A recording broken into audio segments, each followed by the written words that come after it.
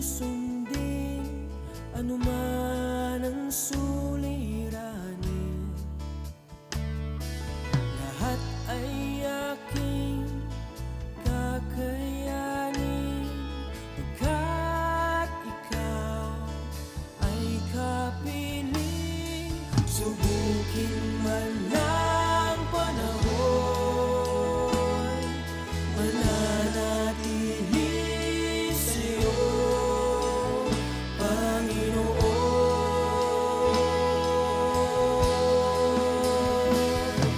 Walang alinlangang maglilingkod, walang pangambang sa'yo ay susunod. Hindi susuko at hindi ito, patuloy lamang sa iyo, Panginoon.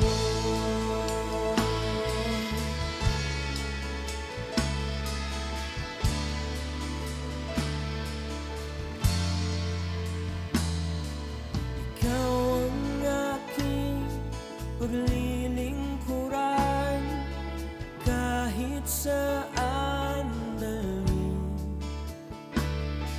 Ikaw ay lagi kung susundin, anuman ang suliranin.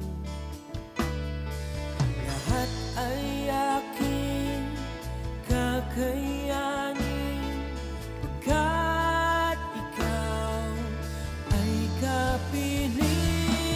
Subukin man ng panahon, mananatili sa'yo, Panginoon.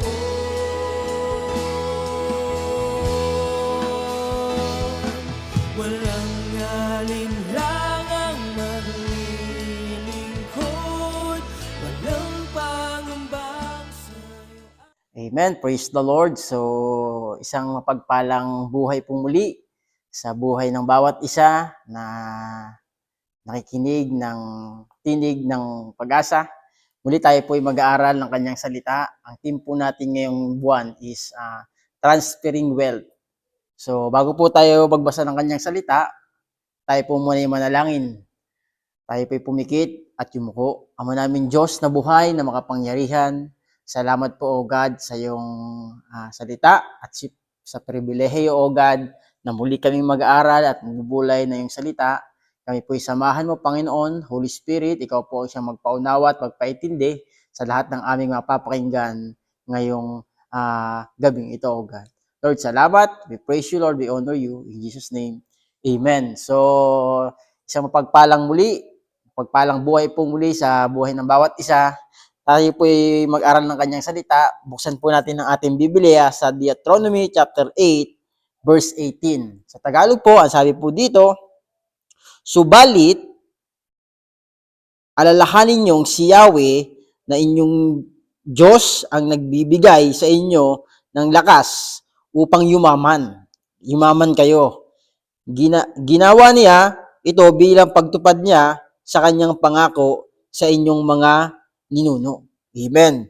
So, ang pag-uusapan po natin is transferring wealth.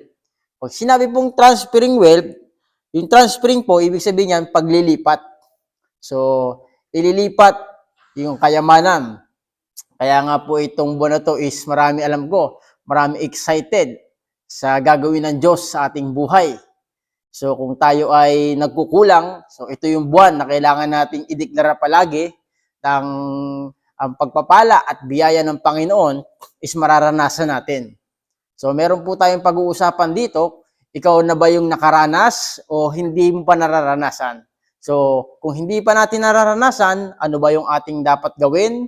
Ano ba dapat yung ating gawin upang maranasan natin yung pagpapala at biyaya ng ating Panginoong Diyos is maranasan natin talaga ng totohanan. So, transferring is paglilipat o move from one place to another. So, ibig sabihin, pag sinabing transfer, lilipat. Kunwari, parang sa isang bahay. Lilipat ka ng bahay. Pag lilipat ka ng bahay, so, kailangan mong ayusin yung paglilipatan mo. So, kung hindi pa ayos, hindi ka muna lilipat. So, ang biyaya ng Panginoon, minsan may inaayos sa ating buhay.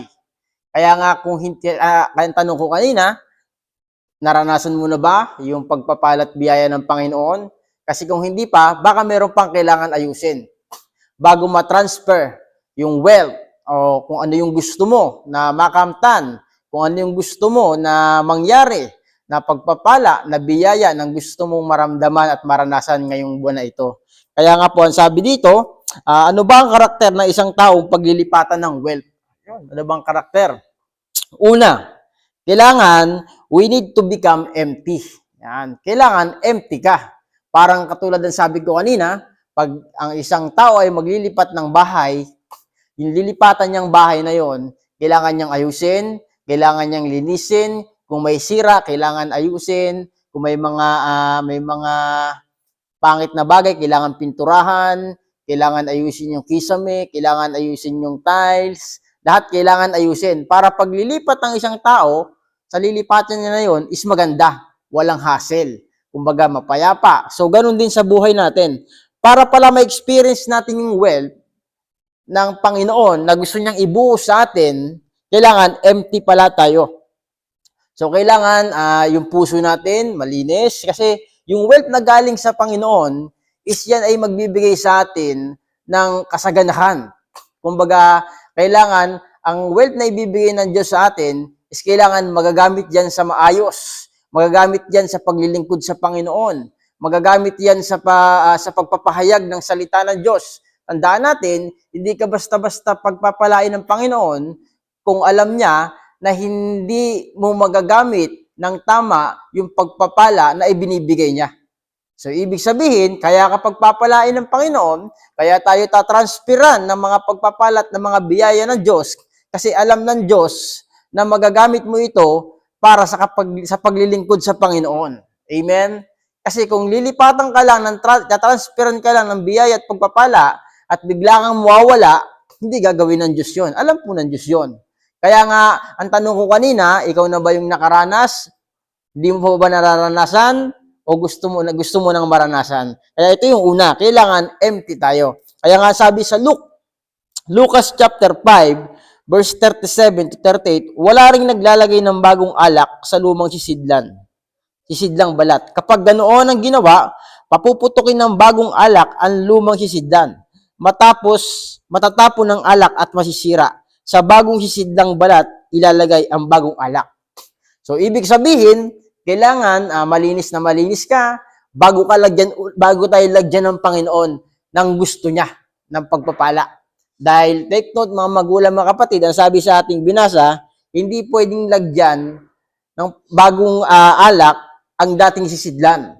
So, ibig sabihin, kung gusto mo natin ma-experience ang wealth, ang biyaya, ang pagpapala ng Panginoon, kailangan i-empty natin yung ating puso, yung ating sarili, para kapag nandiyan na ang maraming pagpapala at biyaya, magagamit natin ito sa tama. Kaya nga po, kapag pinagpala ka ng Diyos, gamitin mo sa tama at sa gawain ng Panginoon. Amen? Dahil ang galing sa pagpapala, ang galing sa Diyos na pagpapala, is talagang gusto ng Panginoon na gamitin yan sa paglilingkod. Gamitin yan para kasi sa maraming tao na kailangan maraming tao na makapakinig ng salita ng Diyos, lalo sa panahon natin ngayon. Amen? Kaya nga po, ang purpose ng pagpapala ay pagpapalaganap ng kanyang salita. Amen? So, kapag pinagpala ka ng Panginoon, dapat ang mindset mo, magagamit. Kaya ako pinagpala ng Panginoon. Kasi gusto ng Panginoon na magamit itong pagpapala na ito para mapalaganap yung kanyang salita. Kailangan kong suportahan si ganyan. Kailangan kong suportahan ang bishop, ang aking pastor. Kaya ako pinagpala ng ganito. Amen? Kaya nga po, ang pagpapala ng Panginoon, ginagamit niya lang tayo upang maging daluyan. So, dapat ang mindset ng isang taong pagpapalain ng Panginoon, kailangan ang mindset mo, daluyan ka. Hindi ka istakan. Amen? Kaya nga sabi mo sa sarili mo, Lord, magiging daluyan ako. Hindi ako magiging istakan, Panginoon. Pag pinagpala mo ko, Panginoon, I promise, Lord, na ako'y magiging daluyan. Hindi ko i-stack. Kasi pag in-stack mo, maaring mabulok. Maraming, baka ito'y hindi mo mapakinabangan. Kaya nga, meron dalawang katanungan. Anong gusto mo? Ikaw ay drum o ikaw ay jug? Yung jug na may gripo. Maraming tao gusto ng drum kasi mas malaki nga naman ang lagayan. Pero mas piliin natin yung jug. Bakit? Kasi yung jug na may gripo, palaging nariripilan. Kaya nga dapat, ganun din ang ating mindset. Para ang Diyos patuloy na paglalagay ng pagpapala, ng biyaya, at ikaw naman is nagiging daluyan lang ng pagpapala. Kaya nga, tayo ay maging magandang vessel ng pagpapala ng ating Panginoon. Amen. Ang pangalawa, we need to become clean. Yan. Kailangan malinis tayo. Dahil yung pagpapala ng Panginoon, malinis yan. At kapag may halong marumi, di ba? Pag hindi malinis, hindi tama ang motibo, di ba? Hindi mo kayang pakawalan. Kaya nga alam ng Diyos po yun. Kaya nga kung hindi mo pa nararanasan, kailangan malinis tayo. Malinis ang hangarin natin. Nananalangin ka sa Panginoon, Lord, pag pinagpala mo ako, Panginoon, gagamitin ko sa mabuti ito. Yun yung kalinisan, di ba? Dahil alam ko po, oh God, na ako'y pagpapalain mo dahil ako ay nilinis mo na at magiging maganda ang aking motibo. Dahil pag pinagpala, hindi naman tayo pagpapalain ng Panginoon kung hindi tama at di malinis ang ating puso. Kaya nga kung mababasa natin dito mga magulang, mga kapatid, yung mga Israelita, pinagpala sila ng Panginoon. Di ba? Kumbaga, pinagpala sila ng Panginoon, ang Diyos ang nagpayaman sa kanila. Kaya nga sabi dito sa 17, kaya huwag ninyong isipin na ang kayamanan ninyo, bunga ng sariling lakas at kakayahan. Di ba? Huwag nating isipin na pag pagpapalain ka na ng Panginoon, ay bunga yan ng iyong kakayahan. Yan is bigay ng Diyos. Amen? Kaya nga, sabi dito, kailangan nating maging malinis. Kaya nga pag ang bahay, katulad ng sabi ko kanina, bago mo lipatan yan, lilinisin mo muna. Ganon din ang Panginoon. Bago niya ibuhos, yung masaganang pagpapala niya is ngayon na nga ito. Ito na nga ngayong buwan na yan. Ibubuhos na ng Panginoon sa iyo at sa akin ang pagpapala at biyaya niya. Kailangan malinis ka. Di ba? Dahil hindi minsan maibuhos ng Panginoon kasi baka mayroon pang rumi, mayroon pang mga bagay na hindi nakikita at nalulugod ang Diyos kaya ayaw niyang ibuhos. Kasi pag binuhos ninyo at mayroong mga masasamang bagay kang motibo, mayroong pang mga marurumi sa puso mo, hindi magiging kapaki-pakinabang yung wealth na ibibigay sa iyo ng Panginoon. Kaya nga napaka-importante sa ating buhay, mga magulang, mga kapatid, na kailangan tayong maging malinis para sa pagtanggap sa mga biyaya at pagpapala ng ating Panginoon. Amen? Kaya nga po ang pangatlo, kailangan capable to handle ng wealth. Kailangan karapat-dapat kang mag-handle. Kasi alam ni Lord kung pagpapalain ka niya, alam ni Lord kung kaya mong i-handle yung ganyang bagay. Amen? Alam ni Lord kung hanggang saan lang yung kapasidad mo. Kaya nga ang ipanalangin mo, Lord, bigyan mo ako, Panginoon, ng pagpapala na kaya ko lamang i-handle. Kasi pag sumobra, kapatid, ma-overwhelm ka dyan, at pag na-overwhelm ka, malalayo ka sa paglilingkod, malalayo ka at malilis ka, at ang tendency, maraming ganyan, pag pinagpala ng Panginoon, nawawala na sa simbahan, nawawala na sa church, kasi nakapokus ang mga mata sa pagpapala. Pero kapag ikaw ay malinis, kapag ikaw ay empty at ang Diyos ang hinahangad mo na magpuno sa iyo, ang Diyos ang hinahangad mo, ang pagpapala at biyaya ng Panginoon ang hinahangad mo na mga malilinis, sigurado yan, di ba? Magiging capable tayo sa pag-handle ng wealth na ibibigay ng ating Panginoon. Kaya nga po, yan yung tatlo natin, kailangan capable to handle ng wealth. At alam ng Diyos kung anong biyaya ang para sa iyo. Amen. Kaya nga po ulitin ko yung tanong ko kanina, ikaw ba yung nakakaranas na o hindi mo pa nararanasan? At kung hindi mo pa nararanasan, ito yung tatlong bagay na kailangan natin gawin. Una, kailangan empty ka. Pangalawa, kailangan malinis. Pangatlo, kailangan sinasabi mo ng Lord, handa na akong tanggapin. Gusto ko nang maranasan, Panginoon. At ang pagpapalang ibibigay mo sa akin, ipaparanas mo sa akin, Panginoon, magiging daluyan ako. Hindi ako magiging istakan. Di ba? Magiging pagpapala ko. Magiging biyaya ko sa iba, Panginoon. Ganun dapat ang ating mindset. Kaya nga, kung makikita natin mga magulang, mga kapatid, yung sinabi ng Diyos sa mga taga-Deuteronomy, sa mga Israelita, sila ay pinagpala dahil may pangako. May pangako ang Diyos. Amen. Sabi dito, di ba? Subalit alalahan ninyo si Yahweh na inyong Diyos, ang nagbigay sa inyo ng lakas upang yumaman kayo. Ginawa niya ito bilang pagtupad niya sa kanyang pangako sa inyong mga ninuno. So, ibig sabihin, mga magulang kapatid, kaya pinayaman yung mga Israelita dahil may pangako. Hindi ka pwedeng pagyamanin ng Panginoon kung wala kang pangakong hawak. Amen? Kaya nga, hindi ka pwedeng bigyan at transferan ng wealth ng Panginoon kung walang promise. So, ibig sabihin, kapatid, may pangako ang Diyos sa mga Israelita, kaya sila yumaman. Kaya sila pinagpala ng Panginoon. Amen? Kaya nga sabi dito, bakit pinayaman ng Diyos ang mga Israelita? Dahil sa promise. Ano ba yung promise na yun? What is the promise of God? Diba? Yung pangako ng Diyos sa atin is pasaganahin tayo, maging mapayapa tayo, bigyan tayo ng magandang future, diba? Bigyan tayo ng magandang buhay, diba?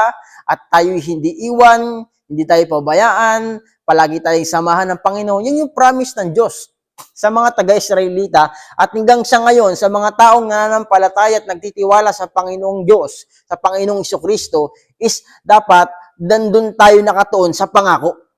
Palagi nating, Lord, sinabi mo sa iyong salita, di ba? Sinabi mo, Panginoon, pangako mo sa akin, magaganap yung mga bagay na ito. Dapat hawak mo yung pangako.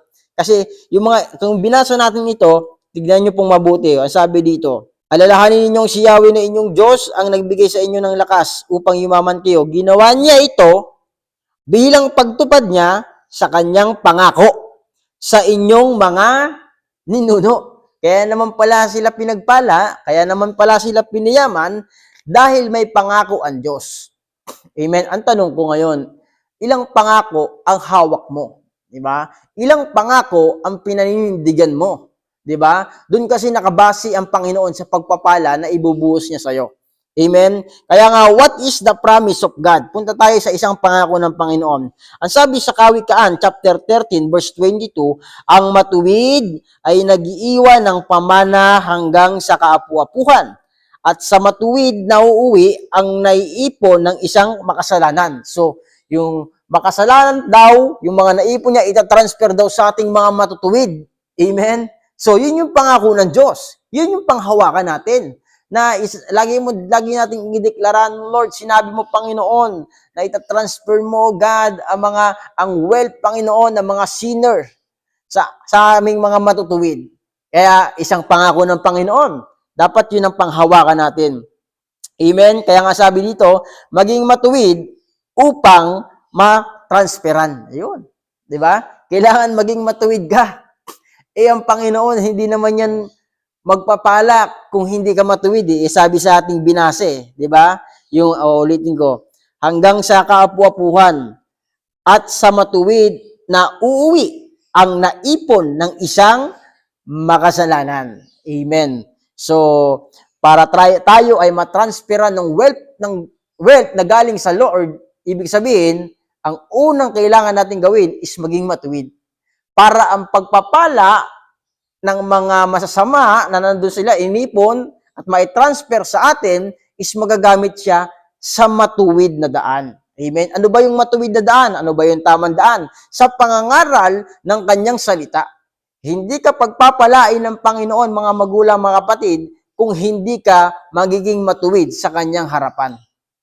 Dahil ang pagpapala ng ating Panginoon is para sa mga matutuwid. Dahil pag ang matuwid ang nakahawak ng kayamanan ng masama, ito ay nagagamit sa mga bagay na para sa kalooban ng ating Panginoon.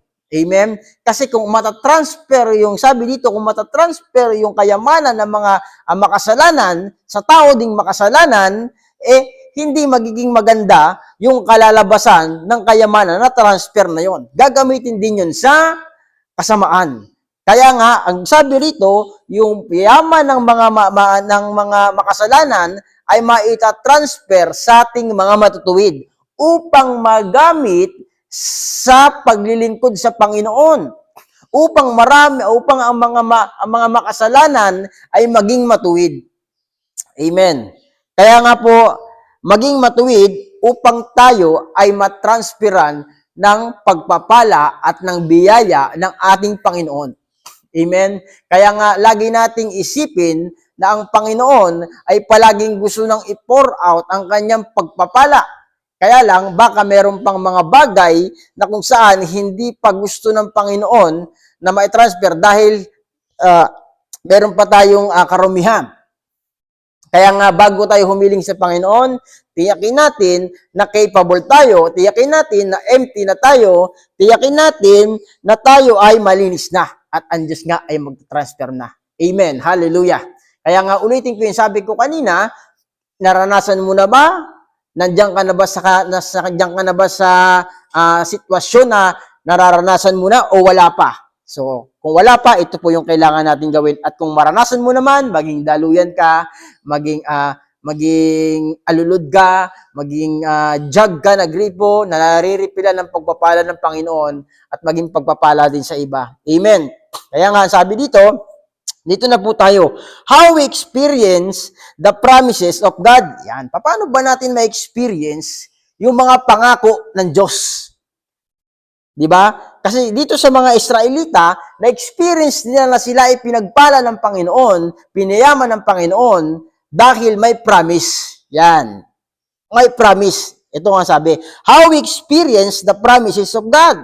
We need to use the keys. Yung keys, maraming susi. Amen. Ano ba yung susi? Di ba? Basahin natin sa Bible. Kasi baka mamaya, sarado eh. Baka mamaya, hindi na gusto nang ibuhos ng Panginoon. Kaya lang, hindi natin alam kung paano buksan, kung paano gamitin, kung paano mapapupunta sa atin. Amen? Kaya nga, sabi dito sa Matthew 16, verse 9, basahin natin. Ibibigay ko sa iyo ang mga susi. Ang dami palang susi. Ng kaharian ng langit. Wow. Ang ipagbawal mo sa lupa ay pagbabawal sa langit. Ang ipahintulot mo sa lupa ay ipahihintulot din sa langit. So, binigay na ng Diyos sa ating mga mananampalataya sa pamamagitan ng ating Panginoong Hesus yung susi. Kaya nga, anuman daw ang ipagbawal natin sa lupa ay pagbabawal sa langit. At anumang pahintulutan natin sa lupa ay ipahihintulutan din sa langit. Amen. Ano yung gusto mong pahintulutan? Siyempre, pagpapala. Magdeklara ka, Lord, pinahihintulutan ko, di ba? Yung mga pagpapala, di ba, na pumunta sa akin. In the name of Jesus. Amen. Kailangan daw, how to use the key. The keys. Yan, maraming keys eh. Una, use the name of the Lord Jesus Christ. Baka mamaya, hiling ka ng hiling, hindi mo naman binabanggit si Jesus, wala, useless. Kailangan, ang susi kasi is si Jesus. Kaya nga, pagka kailangan, pagpapihingi ka ng pagpapala, Lord, in the name of Jesus. Lord, salamat sa mga biyaya. Salamat sa mga pagpapala na aking mararanasan at matatamasa. Yun. Amen? Kaya nga, yun yung una natin. We need to use the name of the Lord Jesus Christ dahil yung susi is si Jesus. Ang makapagbubukas na bintana ng mga pagpapala sa langit, kung ano man yung pahintulutan daw natin, yung kinon is Jesus Christ. Amen. Basahin po muna natin sa Philippians 2 verse 10. Under ito ng use the name of the Lord Jesus Christ. Sa gayon, sa pangalan ni Jesus ay luluhod at magpupuri ang lahat ng nasa langit, nasa lupa, at sa ilalim ng lupa. So sa pangalan pala ni Kristo, luluhod daw maging pagpapalat biyaya. Pag kinuman po pala natin ng pagpapalat biyaya ng Panginoon talagang maangatog ba yan, pupunta sa atin yan Ha? Nakalimutan lang po pala nating gamitin yung susi. Amen? Bago yung matransfer yung wealth, di ba? Bago matransfer siya, kailangan pala ng susi. Sino ang susi? Si Jesus. Kailangan natin buksan, di ba? Yung lagusan, yung mga bintana, yung mga pintuan ng pagpapala. Kasi minsan sinasaraduhan ng demonyo Kaya nga palayasin sa pangalan ni Jesus ang lahat ng bumabalakid upang hindi ko maranasan ang pagpapalat biyaya ng Panginoon. Use the name of the Lord Jesus Christ. We need to use our authority. Bakit? Kasi we are victorious na eh. Diba? 2,000 years ago pa, pinagtagumpayan na ni Kristo ang lahat ng mga bagay. Kaya kung minsan pala, habang inaaral ko to, oo nga no, baka kasi minsan hingi ka lang ng hingi. Minsan hindi mo nabubuksan kasi ang demonyo, nagsasara siya. Siya ang tagapagsara. Di ba? Kaya nga ang kailangan natin, buksan uli. Gamitin ng susi. Walang iba kundi ang ating Panginoong Jesucristo. Kaya nga, palagi mo ka magdeklara ng mga bagay, ng mga positibo sa iyong buhay. Dahil ang demonyo, nandyan siya, palagi niyang babarahan. Amen. Kaya nga sa ating buhay, yan yung una. We need to use the name of the Lord Jesus Christ to command the blessing na magpunta sa ating buhay. Sabi mo, in the name of Jesus, from north, south, east, and west, ay nutusan ko, I command the blessing of God, come with me. In the name of Jesus, sarado. Amen? At mangyayari po yan. At binubuksan ko ang lahat ng mga pintuan, ang lahat ng mga bintana na sinaraduhan ng demonyo. Ay ngayon pa lang ay inutusan ko ang mga anghel sa pangalan ni Jesus na buksan ito at ito'y dumaloy sa aking buhay. Amen. Di ba? Kaya minsan pala, kahit hiling tayo ng hiling, kasi hindi natin alam kung paano gamitin yung susi. Amen. Baka mamaya ibang susi. Amen. Praise the Lord. So yan yung una natin. At yung sabi sa Pilipos, ulitin ko lang to, sa gayon, sa pangalan ni Jesus, ay luluhod at magpupuri ang lahat. O, kasama na yung yaman dyan. Di ba? At nasa langit. Di ba? Sabi kanina, ay pagbawal sa lupa, ay pagbabawal sa langit. O, sabi ba din, nasa lupa. Nasaan tayo? Nasa lupa. Ibig sabihin, yung mga bagay sa lupa, mga ginto, mga pearl, lahat ng mga kayamanan sa lupa, pwede natin guman sa pangalan ni Jesus, di ba? At sa ilalim ng lupa, yung mga minimina ng mga minero, nandun yan sa ilalim ng lupa. Di ba? Ang kailangan natin, utusan. Kailangan pala natin sila i-command. Kailangan pala natin silang pagsabihan. Di ba? Katulad yung sinabi ni Reber, ikaw 500, binibigay kita, magamit ka sa tamang paggamitan, at pagbalik mo, magsama ka pa ng marami. Naalala ko yung turo ni Reber dun sa camp. Amen. So, kailangan po palang ganon. Kailangan nating i-command yung mga pagpapala, yung mga biyaya sa pangalan ng ating Panginoong Hesus. At atin na nga itong matatanggap. At ulitin ko, kasi ang kaaway palagi siyang nagbabara. Amen? Sa isang bahay, kapag ang isang alulod nagbara, umaapaw sa loob ng bahay. Ang daming nasisira. Amen? Minsan yung appliances mo, minsan yung rice cooker, minsan yung rep, kasi nabasa. Nakapasok ang kaaway. Anong kailangan para magdaloy ang tuloy-tuloy ang tubig? Kailangan tanggalin yung bara. Sa buhay din natin, kung minsan na-experience mo kapatid, na parang ang hirap ng buhay, parang maganit ang pagpapala, baka may nakabara. Baka binarahan ng demonyo. Di ba? O baka hindi ka pa empty. O baka hindi ka pa clean. O baka hindi ka pa ba capable na humawak ng wealth. Amen? So, ang kailangan mo, susi. Tanggapin mo ang susi in the name of Jesus. Sa iyong puso, sa iyong isipan. Sino ang susi? The name Jesus. Amen. Pangalan lamang ng ating Panginoong Jesucristo ang susi sa lahat ng bagay. Amen. We need to use the name of the Lord Jesus Christ to open, di ba? Ang lahat ng mga bagay na gusto mong i-open sa spiritual, sa langit, sabi sa ating binasa, sa lupa, sa ilalim ng lupa, di ba? We have authority. Bakit? Nakipag-isa na tayo kay Kristo Anak na tayo niya, di ba? Sabi sa John 1:12, ang sumampalataya kay Kristo ay binigyang karapatan maging anak niya. So, ibig sabihin, tayo ay anak ng Diyos, pinagkatiwalaan tayo ng susi. Sabi sa ating binasa ulitin ko lang. Ibinigay ko sa iyo ang mga susi, hindi lang isa. Maraming susi. Di ba? Kung binarahan ng demonyo, yung pagpapala, buksan mo. Kung binarahan ng demonyo, yung relasyon, buksan mo. Sa pangalan ni Jesus. Di ba? Kung binarahan ng demonyo, di ba? Yung ministry ng kinagagalawan mo, buksan mo. Sa pangalan ni Jesus. Di ba? Kaya ang daming susing binigay sa atin Di ba? Kaya nga ang kaway, palagi siyang magbabara. Palagi niyang babarahan yung mga daluyan ng pagpapala, ng mga biyaya, ng relasyon, di ba? Ang Panginoon gusto niyang padalawin palagi sa atin. Kaya lang, minsan pala hindi tayo nagiging aware. Dahil ang kaaway ay palaging nagbabara, palaging nagnanakaw, di ba? Ang kailangan natin gawin, kailangan natin gamitin ang pangalan ng ating Panginoong Hesus. Dahil ang kanyang pangalan ang binigay na mataas sa lahat ng pangalan. At sabi sa langit, sa lupa, sa ilalim ng lupa, lahat daw luluhod sa pangalan ni Jesus. Amen. At lahat ng nakabara, I pray in the name of Jesus, kung ikaw ay nakikinig ngayon, kapatid, I pray, buksan ng Diyos lahat ng pintuan, di ba, ng pagpapala sa iyong buhay.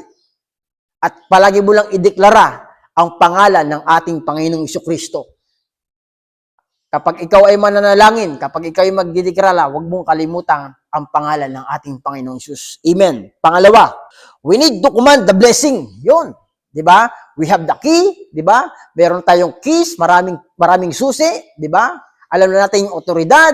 Kailangan mo command. Kailangan natin command. Tulad ng sabi ko una na, inuutusan ko from north, south, east, and west in the name of Jesus. Inutusan ko ang mga biyaya at pagpapala ng Panginoon ay pumarito na sa akin. I claim it in the name of Jesus. Wala na, sinelyuhan muna. Sinelyuhan muna ang pangalan ng ating Panginoong Jesucristo at matatanggap mo na ngayon. Amen? Kaya nga po, ang sabi sa Proverbs 18:21, di ba? Ang sabi diyan, death and life are in the power of our tongue. Di ba? Kaya nga, ang piliin mong palaging ideklara, ang palaging isabihin, i-command, is yung mga bagay na magaganda. Kinukuman ko ang pagpapala, kinukuman ko ang mga biyaya ng Panginoon na pumunta na sa akin in the name of Jesus. Amen. Hallelujah. Di ba? Kaya nga, yun po yung pangalawa. Di ba? Sa paggamit ng susi, kailangan mong i-command. Yan yung mga susi. I-command mo, yan yung mga sikreto pala. Di ba? Dahil, katulad sabi ko kanina, ang kaaway, para hindi natin ma-experience yung pag-ibig ng Diyos, yung biyaya ng Diyos, palagi siyang magbabara. Di ba? Sabi mo sa sarili mo, hindi na ako magpapabara ngayon. Kasi ang kaaway, ganyan eh. Babarahan ka lagi niya ng babarahan. Di ba? Kahit sa ating katawan. Pag sa ating katawan, pag may mga bara-baradong ugat, di ba? Pag may mga hindi nakakadaloy na dugo, di ba? Magkakaroon ng karamdaman. So, anong kailangan? Padaluyin. So, ganun din sa ating spiritual na buhay. Para mag-manifest yung pagpapala, para ma-transfer ng Diyos. Kasi, mayroong kalakip yan mayroon yung kalakip na, na kailangan gawin para ma-transfer Hindi ka naman basta-basta makakapag-transfer kung kunyari, parang pera, mag-transfer ka kunwari ng pera mo sa isang account. Di ba may mga kailangan requirements yan? Bago mo ma-transfer, ganun din. Hindi yan basta, Lord, transfer mo na, Panginoon. Wala pong ganun. Ibig sabihin, may kailangan kang gawin. Isipin lagi natin, bago ma-transfer ng Panginoon, meron siyang ipapagawa sa iyo. Amen? At kapag ikaw ay na-transferan, kung ikaw ay pinagpala ng Panginoon, merong bagay na gustong ipagawa sa iyo ang Diyos.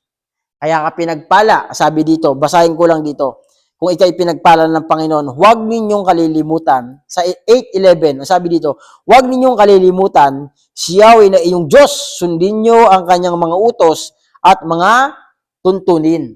Huwag daw natin kalilimutan pagka pinagpapala na tayo. 14, sabi diyan, huwag kayong magmalaki. Huwag ninyong kalilimutan, si Yahweh na ang nagpalaya sa inyo mula sa pagkaalipin sa bansang Ehipto. So, huwag daw magmamalaki kung pinagpala na ng ating Panginoon. Sa 17, huwag ninyong iisipin na ang kayamanan ninyo bunga ng sariling lakas at kakayahan. Amen? Hindi po yan bunga ng kalakas natin at ng kakayahan. Inalaw ng Diyos yan para tayo ay matransferan. Inalaw ng Diyos. Kaya ka meron ng mga bagay na yan. Amen. Kaya nga balik tayo dito sa keys na to. Ang panghuli, pangatlong keys, di ba? Na kailangan natin gawin kapag alam mo nang gamitin. We need to declare and claim it. Declare ka na, declare, Lord, in the name of Jesus. Bagamat wala pa. Sa Hebrew yan, 11, di ba? Ay yung pananampalataya. Bagamat hindi mo pa nakikita, pero pinaniniwalaan mo na. Amen? We need to declare and claim it. Lord, in Jesus' name, pagpapalain mo ko, Panginoon. Salamat sa gantong bagay. Salamat sa gantong bagay. Salamat, Panginoon, pinagaling mo na ako. Salamat, Panginoon, inayos mo na yung buhay ko. Salamat, Panginoon, inayos mo na ang sitwasyon ng buhay ko. Salamat, Panginoon, inayos mo na ang relasyon ko sa kapwa ko. Salamat, Panginoon, pinagpala mo na ako. Salamat, Panginoon, meron na ako nito. Dinideklara mo, di ba? Sabi kanina sa ating binasa, death and life are in the power of our tongue. Kaya nga, ang kailangan mong ipalaging ideklara is mga bagay na positibo. Huwag kang magdideklara ng pangit. Amen? Huwag kang magdideklara ng mga bagay kasi lalabas sa bibig mo at magmamanifest iyon. Amen? Kaya nga po, ang sabi dito sa Hebreo 11:1 hanggang 3, ang pananampalataya ay pagtitiwala na mangyayari ang ating mga inaasahan. At katiyakan tungkol sa mga bagay na hindi nakikita. So yung hindi mo pa nakikita, pag dinideklara mo at kiniklaim mo ito ng ikiniklaim, ano sabi diyan? Ito ay mangyayari sa ating buhay. Amen? Ito ay magmamanifest at magaganap sa ating buhay. Ang sa 2, kinalulugdan ng Diyos ang mga tao noon. Una, dahil sa kanilang pananampalataya sa Kanya. 3, dahil sa pananampalataya, naunawaan natin na ang sanlibutan ay nilalang sa pamamagitan ng salita ng Diyos at ang mga bagay na nakikita ay mula sa hindi nakikita. Amen? So, ibig sabihin, yung mga bagay na hindi mo pa nakikita, kailangan pananampalatayaan mo yun. Amen? Kailangan ideklara mo yun na mapapasa'yo. At pag gusto ng Diyos at pag tama ang motibo mo, malinis ang puso mo, malinis ang hangarin mo, tama ang motibo mo, ibibigay ng Diyos. Amen. Kaya nga po, yan po yung tatlo. How to use the key. Una, use the name of the Lord Jesus Christ. Pangalawa, we need to command the blessings. At pangatlo, we need to declare and claim it. Amen? Claim mo na, kapatid. O kung ikaw ay may karamdaman, kung ikaw ay may nararamdaman, di ba? Use the name of the Lord Jesus Christ. Kung ikaw naman ay matuwid at meron kong nararamdaman, di ba? Binabarahan ng demonyo, yung kagalingan, buksan mo, alisin mo, linisin mo. Sa pangalan ni Jesus, pinapalayas ko ang gawa ng demonyo na nakabara upang hindi ko maranasan ang pagpapala ng kagalingan. In Jesus' name. Oh, ganun. Di ba? Gamitin natin yung otoridad na ibinigay sa atin ng Panginoon. Dahil ang sabi ng Panginoon, ibinigay sa Kanya ang lahat ng kapangyarihan. Kaya nga, yung mga tumanggap kay Kristo, automatic may kapangyarihan din. Minsan nakakalimutan lang natin gamitin pala. Minsan hindi natin nagagamit kasi nadadala tayo ng sitwasyon sa ating paligid. Amen. Pero ngayon, nalaman uli natin. Di ba? Yung key. Ulitin ko yung pagbasa sa Matthew 16:19. Ibibigay ko sa iyo ang mga susi sa kaharian ng langit. Ba? Pwede tayo dumirekta sa langit eh. Susi lang kailangan, si Jesus. Ang pagbawal mo sa lupa ay pagbabawal sa langit. Grabe. Di ba? At ang ipahintulot mo sa lupa ay pahihintulot din sa langit. Amen? Kapag pinahintulutan mo yung pagpapala na maranasan mo, pahihintulutan sa langit yan. Diba? Kunwari, nagdeklara ka, Lord, in Jesus' name, magkaroon ako ng 1 million. Pahintulutan sa langit. Basta tama ang puso. Amen? Pag pinahintulutan sa langit, magugulat ka. Pinagpala ka na ng Panginoon. At kung ikaw'y pinagpala ng Panginoon, pinagpala ka dahil gusto ng Diyos na magamit yung pagpapala na yan. At ikaw ang ginamit para maging daluyan. Upang ang salita ng Diyos ay maipangalat sa mga taong naliligaw, sa mga taong nadidiliman, sa mga taong wala ng pag-asa, sa mga taong binarahan ng kaaway ang kanilang mata. Di ba?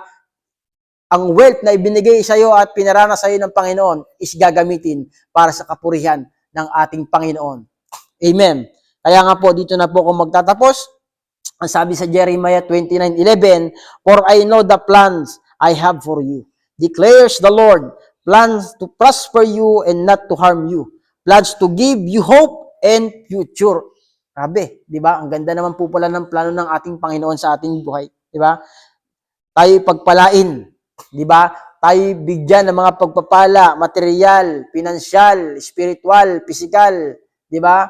Kaya nga ang gusto ng Panginoon, malaman natin na ang Diyos ay may plano sa ating buhay at to experience, di ba, the wealth na nangmumula sa Panginoon, ang kailangan natin is maging tama sa paningin. At ang paglilingkod natin, kapatid, di ba, kailangan, ang motibo natin kapag tayo ay pinagpala ng Panginoon is magamit sa kaharian ng Diyos. Amen? Ulitin ko, we have the keys, marami, sabi doon. Binigyan na tayo ng susi.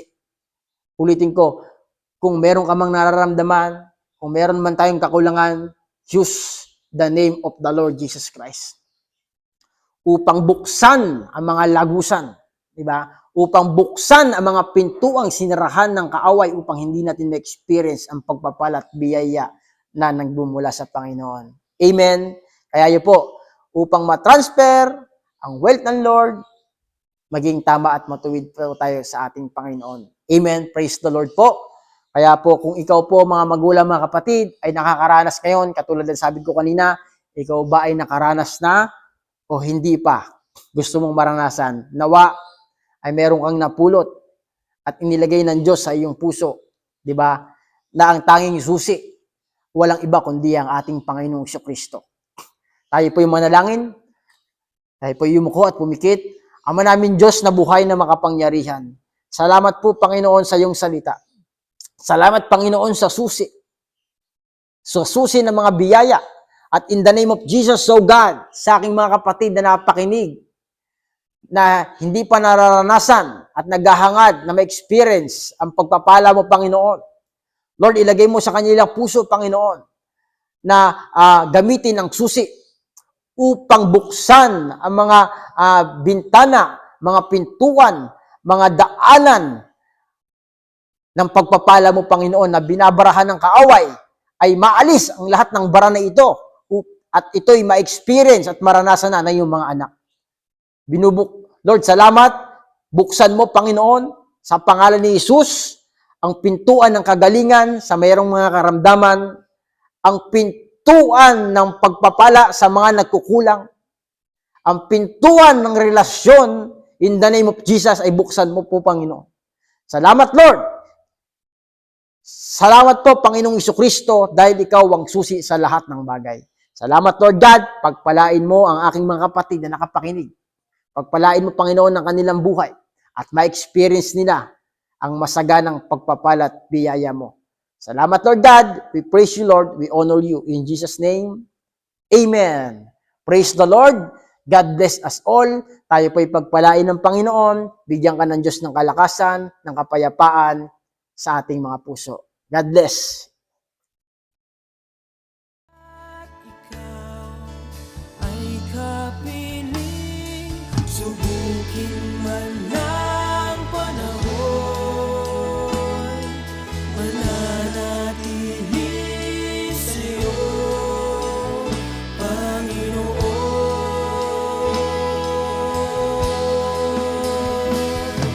Walang alinlangang maglilingkod, walang pangambang sa'yo ay susunod, hindi susuko at hindi hinto, patuloy lamang sa iyo, Panginoon.